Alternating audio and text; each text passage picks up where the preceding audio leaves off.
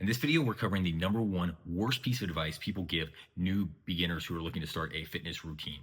And this advice, well, it's very common, and there are some reasons for that, and we'll get into that in just a moment. I'm Ben Green. I'm a doctor of traditional Chinese medicine, a movement coach, and a brain-based practitioner. The problem with this piece of advice that I'm about to give you is that everybody gives it, and everybody thinks they're doing you a favor. What they don't realize is that they're not. So that piece of advice, we're just going to jump right in, and then we're going to talk about what we can do about it, is to just start. Now, look, Nike used the Just Do It slogan to sell a lot of shoes and a lot of clothing, and that's all fine and good. But the reality is that just starting has some horrible flaws in it. First of all, the people who usually tell you this are people who have been doing something for a long time. And when they think back to what they did to be successful in what they're doing now, especially when it comes to fitness, it seems logical to just start. And that the thing that is holding you back is the fact that you just won't commit and do it. The downside to this is that it often sets you up for failure, it sets you up for failed false starts, and it sets you up often for injuries. And you could save a lot of time and effort if you just kind of knew where to actually start and how to do that so that you can set yourself up for success and for a lifelong habit of being relatively fit and healthy. So, what do you do instead of just starting? Well, there are three things that we want to consider.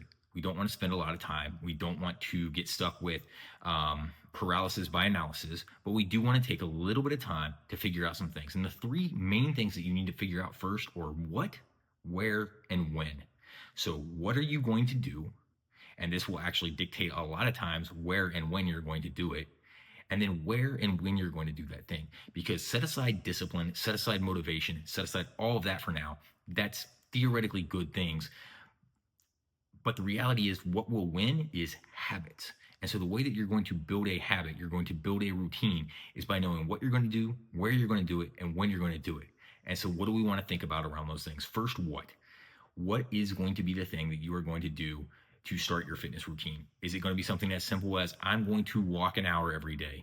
Is it going to be I'm going to start this group fitness class, be that yoga, be that kettlebell, be that, I don't know, what bar, whatever thing you pick? Is it going to be I'm going to start a class? Is it going to be I'm going to start strength training? All right, because when you choose what you're going to do, that will come with some limitations to when and where you can do it. For example, if you're doing a group fitness class, you're going to have to show up at the times that they have for the classes, right? That's both a good thing and a bad thing because you don't have to make a decision, but also those times might not work for you.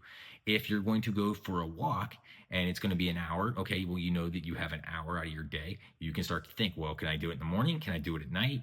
Do I do it at my lunch break at work, right? So that starts to kind of guide you into the where and when. If you're going to strength train, how many times a day or how many times a week are you going to do that? Are you going to do it 3 times? Are you going to do it 4 times? What kind of splits are you going to use? So that's something to think about. And if all this is already starting to sound overwhelming, don't let it.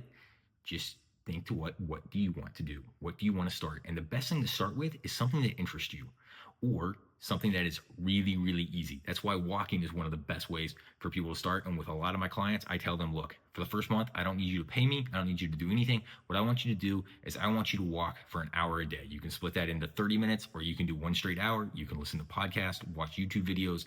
I don't really care what you do while you're walking. I don't care if it's outside or on a treadmill. But again, options for when and where, right? But that's a really simple one. Or it might be, hey, do you have an interest in something that you really want to explore? Now's a great chance to do it. Why don't you make that your what, right? Maybe it's hiking. Maybe it's rock climbing. I don't know. Maybe it's martial arts. That's my thing. Maybe it's dance. Whatever it is, okay, I'm going to go learn and explore this thing that I'm very curious about. I'm motivated to do that. I'm going to make that my what. Now all we need to decide is when and where. So this can be a little bit tricky if we pick something that we have a broad spectrum for, right? If your new thing is I'm going to walk an hour every day, well, where are you going to do that? Are you going to do that on a treadmill? Are you going to do that on a walking pad at home? Are you going to do that? Are you going to go to the gym and get on a treadmill and watch reruns of The Office while you do it? Are you going to do it around the block? You know, map out that route so that you know this is where I'm going to do my walk, especially in the beginning, like however many days a week you choose to do that. That's the win. But this is what I'm going to do, right? Same thing with, hey, if you're going to work out at home, pick a space in your home or your apartment where that workout is going to happen consistently in the same spot. If it's a gym, think about the gym, right? Is the gym close by? Is it convenient?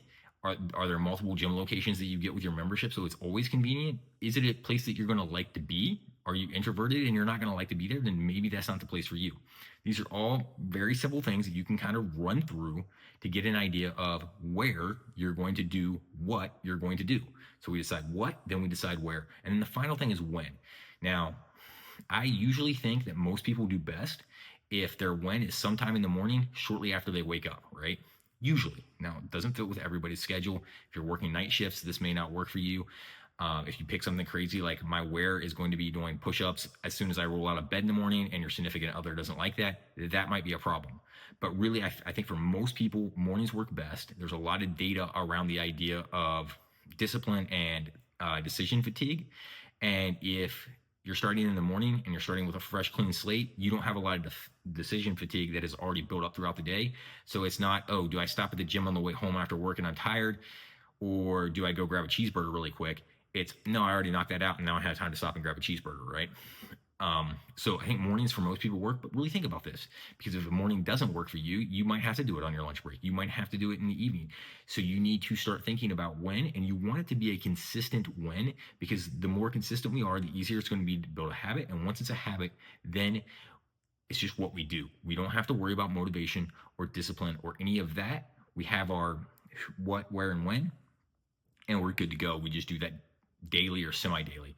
Another part to when that is important is thinking about how many times a week or how many times a month or however you want to break it up. A week is the most reasonable that you are going to do something. So if you're strength training, it might be like Monday, Wednesday, Friday. That's a kind of common way to do it.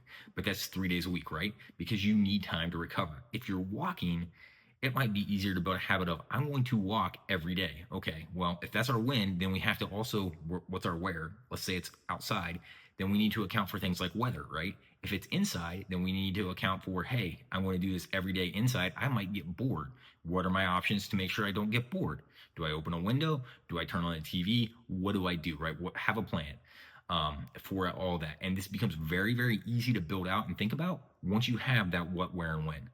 So that's it for today. That's what I want you to think about. These are really basic things. And I think if you really think through this, it's much better than just, I'm going to go to my buddy's class, I'm going to walk to the gym with him, and we're going to do buys and tries because that's just what we do because we didn't have a plan.